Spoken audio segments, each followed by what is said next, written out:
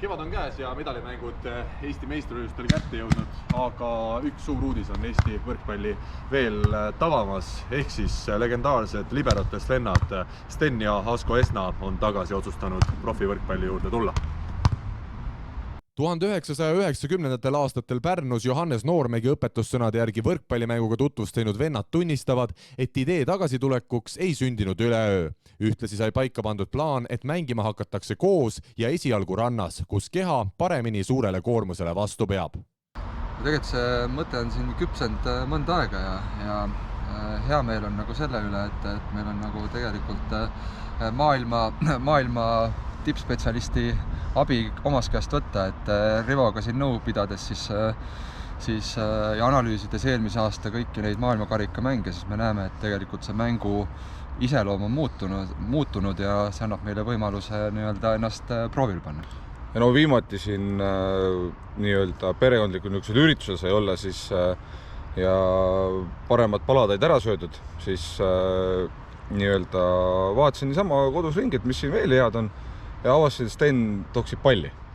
No ja siis ega tema mind tähele ei pannud ja vaatasin, et see puude on isegi veel paremaks läinud kui siin aastaid tagasi, et siis mõtlesin, et siit võib täitsa midagi head tulla. 10 aastat tagasi profikarjäärile joone alla tõmmanud ja täna Itellas müügidirektorina töötav Sten tunnistab, et plaanis esialgu suurde mängu tagasi tulla vana paarilise Rivo Vesikuga, kes oli omal ajal, mil rohi oli rohelisem ja liiv kollasem, koostöö temaga lõpetanud ja hoopis Kristjan Kaisiga maailma vallutama läinud. Ent ka sel korral ei saanud duost Esna Vesik asja. No eelmine aasta, et juba suvel sai alustatud treeningutega, et mul eelmine aasta suvel korra mängisin Rivo Vesikuga, aga see turniir ei läinud nii, nagu me ise lootsime ja siis ma otsustasin paarilist vahetada, et sellele nagu loo taust natuke või seda kaarte rohkem avada, et aga... Nüüd vanast ajast tegid Rivole natukene nagu tagasi, viimaks? No lõpuks jah, et siis ta saab ka teada, mis tunne see on. Kas nüüd on hea või? Nali naljaks, tõsine sporditegemine vajab ka tõsist treenimist. 38-aastane Sten usub, et pikast mängupausist hoolimata võib tulemusi oodata juba sel suvel. No, vorm hetkel on kõikuv, aga tase on jäävne. Et selles vaates igapäevaselt üritame 2 korda hommikul ja õhtu teha korralikult trenni, et plaanid on ikkagi kõrged, et maailma tasemel tahaks läbi lüüa ja Eesti tasemel number 1 paariks tõusta. Tallinnas kehalise kasvatuse õpetajana töötav ja esiliigas maailma pikima nimega võrkpalliklubi Tallinna Lootus Timber Neemekot juhendav Asko Esna toob välja ka ühe huvitava nime, kellega koos hooajale põhja on laotud. Ega meil väga palju mingit vajaka midagi pole, et isest võib-olla see füüsis on praegu väga hea isegi, et siin saime kaubale kauaaegse ka, kes siis on siin koondise ajal olnud siin Tarmo Tiitsuga saame kaubale ja kuna maailma rallis on ka praegu paus, et Ott Tänakul siis õige pea on etapp tulemas, et siis saime koos Otiga ka sõita, et ma arvan, et me oleme sama head kui Ott praegu, isegi kui mitte paremad. Mida Ott teile ütles, kui te koos temaga treenisite? Oli tema selle poolt, et see on hea idee? No tema muidugi kiidab ainult takka, et selles suhtes, et kõik on ainult tahtmise küsimus, et tahtma peab. Ralli ja rannavõrkpall on nii sarnased alad, et mõlemas on 2 meest, et siin tuleb lihtsalt üks peab õigesti nagu ette lugema kaarti. Steni ja Asko treeningute ajal sattusid Tallinna Tehnikaülikooli rannavõrkpalliväljakute kõrval jalutama paar juhuslikku möödujat, kellelt uurisime, kas vennad võiksid treeningul näidatud liigutuste põhjal tõesti veel rannavõrkpallis koos tippu jõuda. No mis mulje noorpaar jätab seal väljakul? No ma ei tea, ega kivist ikka vett välja ei pigista. No kas need mehed võiksid olla sinu suurimad iidolid? Kindlasti mitte. Minu lemmik on ikkagi Kusti ja Mart.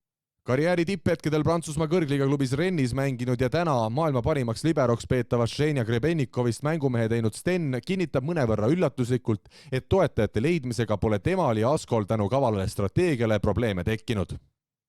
Selles mõttes, ega kui sellest juttu tegime, meil toetajatega probleeme ei olnud, et siin näiteks talispordialadel, kui sponsorid ära voolavad, siis meie juurde ütleme, et tormati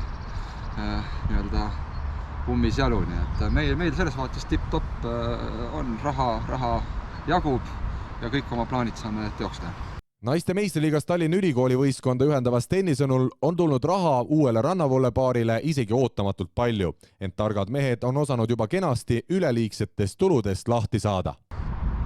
No ega me sellised kitsid poisid ei ole, et siin kindlasti teisi selliseid sõpru ümberringi on nii palju, et keda vaja abistada, et noh, me oleme, et tribüünid tühjad ei ole, siis me oleme nagu palganud ka trennides oma publikut. Alles 34-aastane Asko Esna, kes aitas sarnaselt vennale Eesti koondise 2009. aastal esmakordselt EM-finaalturniirile, ütleb, et abikäsi on ulatatud isegi välismaistele ettevõtmistele.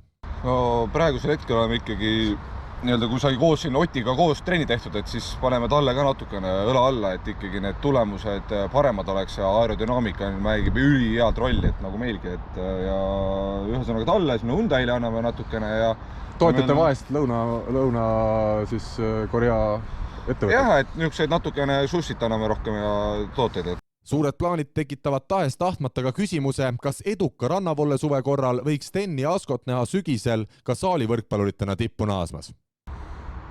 Muidugi tippu, et vaadates siin viimaseid neid poolfinaale ja mõndasi siin neid kohamänge, et selles suhtes, et tundub, et ruumi on küll ja veel, et ma arvan, et siin ainult löö jalaga uks lahti ja võta üks ja viska teist. Mida arvab Steni ja Asko võimalikust saalivõrkpalli juurde naasmisest, aga TalTechi võrkpalliklubi mänedžer Uku Rummi? Ei noh, mis asja võib ikka saada neist ju, aga mitte võrkpallis, pigem tasurikutena. No, ma mõtlen, et andekas on raske olla ja ega selles mõttes risti ette ei löö, et kui tuleb teha, siis oma asja tuleb 100% ja pühendunult teha, nii et eks me vaatame, mis see elu toob, et võib-olla siin suvel juba maailmakarika etappi oleme kindlustanud, siis jah, et sügisel saab võib-olla selle fun'i poolega tegeleda. Nii et tantsutüdrukuteks miks mitte? Absoluutselt.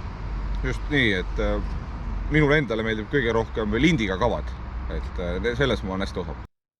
Ja lõpetuseks, kumb siis ikkagi plokis hakkab käima, kas 187 cm Sten või 3 cm lühem Asko?